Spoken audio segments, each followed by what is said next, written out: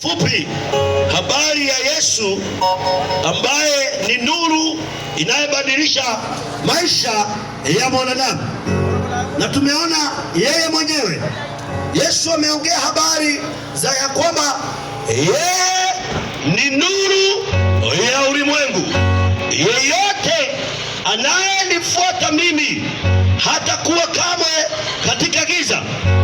Wapendwa, ni ya kwamba dunia tunayoishi imejaa giza, kwa sababu dunia yenyewe imejaa dhambi, kukata tamaa, hali ya kuvunjwa moyo na mambo mengi ambaye imekuwa tatizo kwa maisha haya ya kawaida. Kila kuchao twawaona wanadamu wakiendelea kuangamia gizani, giza la kila aina, kwa sababu mahali dhambi iko, giza liko. Lakini Kristo anasema mimi ndiye nuru ya ulimwengu, na nuru hii inasababisha uzima maishani mwa mwanadamu. Yeye haongei habari ya nuru tu, anasema mimi ndiye nuru. Chanzo cha mabadiliko ya kila mwanadamu ni Yesu kuingia katika maisha, na anapoingia katika maisha ambapo kuna dhambi, kuna kukata tamaa, kuna hali ya kusikia kana kwamba maisha imekuwa mazito, wakati wote Yesu anaingia katika maisha ya mwanadamu. Yeye anasema mimi ni nuru. Kusema mimi ni nuru, anasema nikikaribishwa na mwanadamu awaye yote, giza la dhambi linaondoka. Kama vile ambavyo ukiingia kwa nyumba ambayo ina giza na uweke mwanga kupitia labda switch on the light, ama unahakisha bulb kwa switch on, unaweza kuona.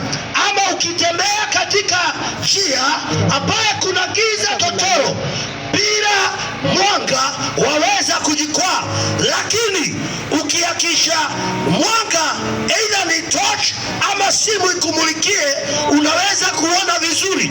Maisha ya mwanadamu hivyo ndivyo ilivyo. Jameni, maisha imejaa giza, maisha imejaa kukata tamaa, maisha imejaa kuvunjwa moyo, maisha imejaa hali ambazo zimefanya wanadamu waendelee kuangamia. Mwanadamu wa kawaida hutafuta njia ya kuondokea giza la maisha. Kwa njia gani? Anatafuta njia yake ya kipekee. Lakini niko hapa nikuambie njia hiyo. Labda kwa mfano, waweza kuwa katika changamoto la maisha, badala ya kutafuta njia ya kweli, unaingia katika njia zingine.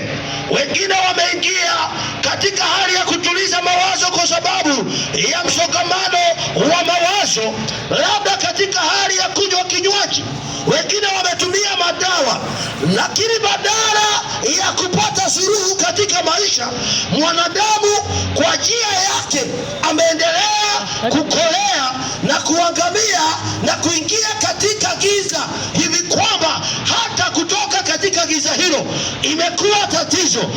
Leo nina ujumbe kwako ya kwamba Yesu ndiye nuru. Yesu ndiye nuru. Akiingia kwa maisha ambayo yako chini, maisha ambayo yana giza, anakuwa taa, anakuwa taa, anakuwa taa, anakuwa taa. Niko hapa nitangaze, Yesu pekee ndiye nuru. Yesu pekee ndiye nuru. Anaangazia maisha ambayo inaumia, maisha ambayo imevunjika, maisha ambayo imeonekana kana kwamba imeachwa. Akiingia anamulika, akiingia anamulika,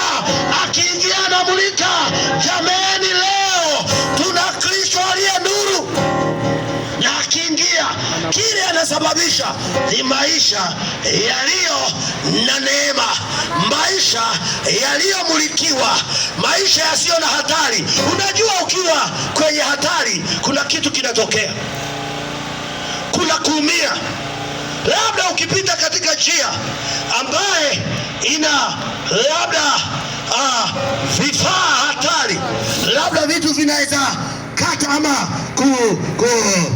labda vitu ambazo ukikanyanga zinaweza kukukata, labda kwenye barabara ukute kuna shimo na huoni.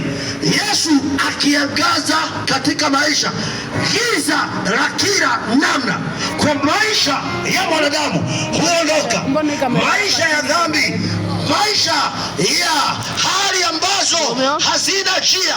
Labda katika jamii kuna maeneo yaliyo na giza, lakini Kristo akiingia aangaze katika eneo fulani la maisha ya jamii, maisha yako ya binafsi, maisha ya biashara, njia zako, katika hali ya kutafuta. Niko hapa nikuambie, huyo pekee ndiye unahitaji. I am here to give hope to the hopeless. Jesus is not only talking about the light, but himself is the light of men. When you have Jesus, you have light. You are able to see. You are able to be enlightened, to see things that seems to be oppressing you. Leo niko na ujumbe ya kwamba pokea Yesu katika maisha, alete mageuzi, alete mageuzi, alete mabadiliko, alete hali ya kuenenda katika mwanga. Na anasema yeye akiingia sio tu mwanga, mwanga huu unasababisha uzima, na uzima huu sio katika ulimwengu huu, lakini pia ni uzima wa milele. Neno la Bwana linasema katika Yohana 10:10, mwivi haji ila kuiba, akishaiba auwe, akishaua haribu. Lakini Yesu naye anasema mimi nalikuja wapate uzima na wapate uzima tele, na sio tele. Hivyo inamaanisha katika nyanja zote za maisha, ukipata Yesu ndani ya moyo wako, jameni, unabadilishwa, unaneemeshwa, unatembea katika upya na nuru isababisha uzima.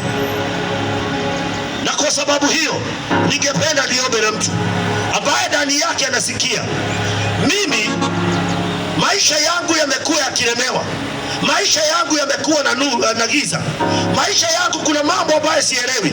Hayo mambo unaona huelewi ni kwa sababu kuna giza, lakini yule ambaye ni nuru, ambaye ni Kristo, akiingia anamulika even that corner that no one can come, no one. Hata huna ujasiri wa kueleza mtu ni mambo gani yanayokukabili.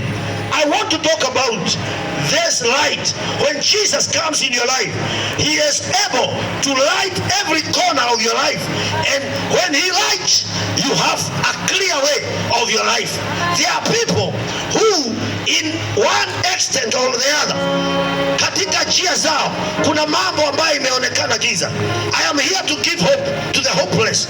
Even if you are traveling to solve a problem that you, hata labda unasema mimi sijui hali hii ambayo imefanya nisafiri, ninaenda kuikabili, itanitokeza wapi? I am here to give you hope and tell you, when you allow Jesus to come in, he is able to enlighten you. Yeye ana uwezo, kwa sababu yeye sio tu habari za nuru anaongea. Ukimpokea, unaipokea hiyo nuru, inao uwezo wa kuangaza. I want us to pray, na nikiomba tukaribie hapa katika jina la Yesu Kristo.